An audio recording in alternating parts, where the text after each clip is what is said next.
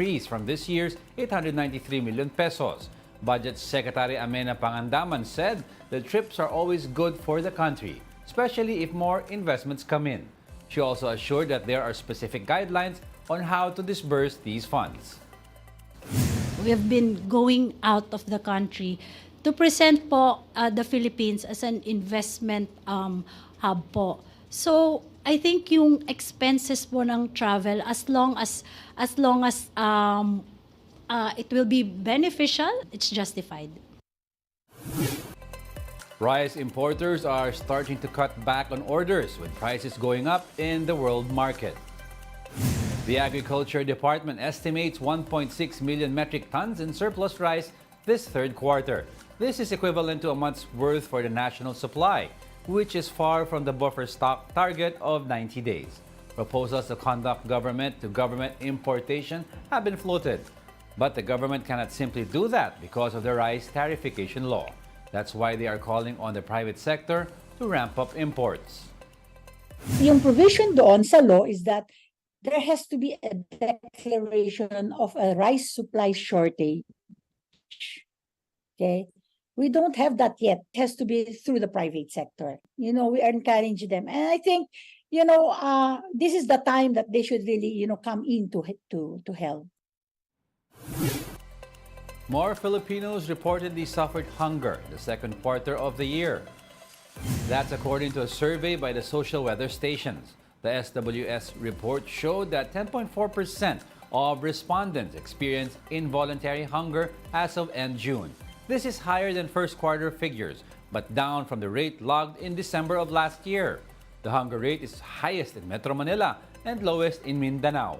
Headline inflation has been on a downtrend this year, with slower price increases in food items. However, core inflation, which measures the underlying trend in consumer prices, remains elevated. We'll be back with more stories after the break. Keep it here on One News.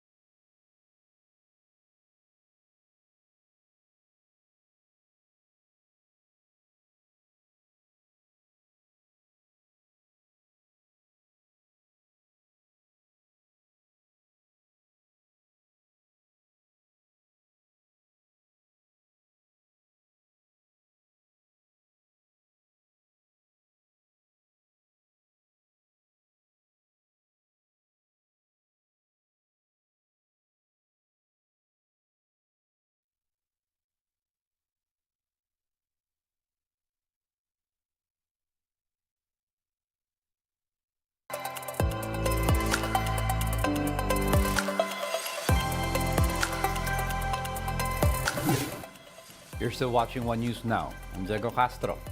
Public elementary and high schools are set to begin the new school year on August 29.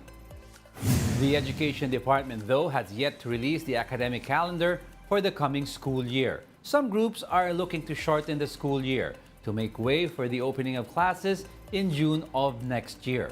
This after several reports of extreme heat experienced by students and teachers in March and April. For ACT Teachers Party List, the DepEd should adjust considering that some areas are still experiencing floods. Kung may mga area na baha or apektado pa rin sila ng kalamidad, kailangan mag-adapt ang DepEd, no, doon sa kalagayan ng mga ibang mga probinsya or mga lugar or area na kung saan apektado yung mga teachers, apektado yung mga estudyante. Flooding continues to be a problem in several parts of the country. Motorists passing through NLEX experienced severe traffic due to floods as deep as 1.5 feet around the San Simon portion of the expressway. Heavy traffic was reported on both northbound and southbound lanes. Despite the minimal rainfall in Bulacan, flooding remains a problem in many areas due to high tide. These include the towns of Bulacan, Kalumpit, Hagonoy, Obando, and Paumbong, which are coastal towns in the province. The provincial government urged its residents to be cautious about potential illnesses caused by prolonged exposure to floodwaters, such as alipunga and leptospirosis. Meanwhile, a significant portion of Barangay San Agustin in Candaba, Pampanga is still submerged in floodwaters. Currently, residents can only rely on boats for transportation. Despite this, only around 20 families from Candaba are reported to be staying in evacuation centers as most of the affected residents chose to stay in their homes. Of course, flooding was also experienced in some parts of Metro Manila.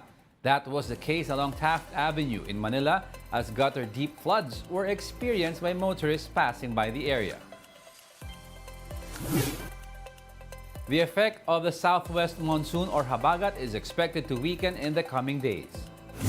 But PAGASA said occasional rains are still expected over Pangasinan, Zambales, and Bataan. Other areas may also continue experiencing scattered rains due to habagat. These are the Cordillera region, Batanes, Occidental Mindoro, and the rest of Ilocos and Central Luzon. Metro Manila and the rest of the country may expect partly cloudy to cloudy skies with isolated rains. The Weather Bureau said this is due to the combined effects of habagat and localized thunderstorms. And that's it for this hour. Join us again at 9 a.m. as we continue to monitor the day's biggest stories. I'm Diego Castro. We are One News, all sides, all the time.